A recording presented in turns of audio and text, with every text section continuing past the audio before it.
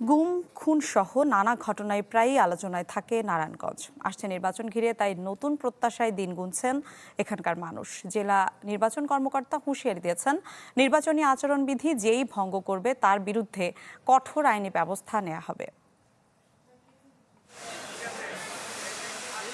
শিল্প ও তৈরি পোশাক রপ্তানি খাতে সম্ভাবনার জেলা নারায়ণগঞ্জ। দেশের পোশাক অর্থনীতিতে বছরে কয়েক বিলিয়ন ডলার সংযোজন করে এই জেলা। কিন্তু জেলার যানজট সহ নানা সংকটের কারণে বিদেশি ক্রেতারা দিন দিন এই জেলা থেকে মুখ ফিরিয়ে নিচ্ছে। আসছে নির্বাচনে জয়ী প্রার্থীর কাছে এই সমস্যার সমাধানের প্রত্যাশা ব্যবসায়ীদের। বিদেশি কোনো ইনভেস্টমেন্ট তো এই ধরনের সিচুয়েশন দেখলে তারা ইনভেস্টমেন্টও আসবে না নারায়ণগঞ্জে। তো এই জায়গাটাকে আমি মনে করি প্রায়োরিটি দিয়ে কাজ করা দরকার, যেটা আমরা বারবার প্রশাসনকে বলে আসছি। নারায়ণগঞ্জবাসীর অভিযোগ, জেলায় বাড়েনি চিকিৎসা সেবার মান, অবনতি হয়েছে এলাকার আইন শৃঙ্খলা পরিস্থিতিও।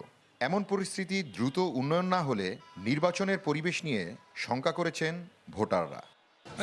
বিজলি কেবলসের স্কিন কোটেড ইনসুলেশন আগুন প্রতিরোধী। বিজলি কেবলস, নিরাপদ আজীবন। যদি শক্তিশালী করা না যায় তাহলে নির্বাচনে একটি শঙ্কার কাজ করবে। স্থানীয় প্রতিনিধি তো এখন কেউ নেই, তারা নির্বাচনে জয়লাভ করার জন্য আমাদের বিভিন্নভাবে আশ্বাস দিয়ে যান, কিন্তু পরে এটা পূরণ হয় না। তো আমরা আশাবাদী করি যে সামনে এগুলো খতিয়ে দেখবে সংশ্লিষ্ট যারা আছে।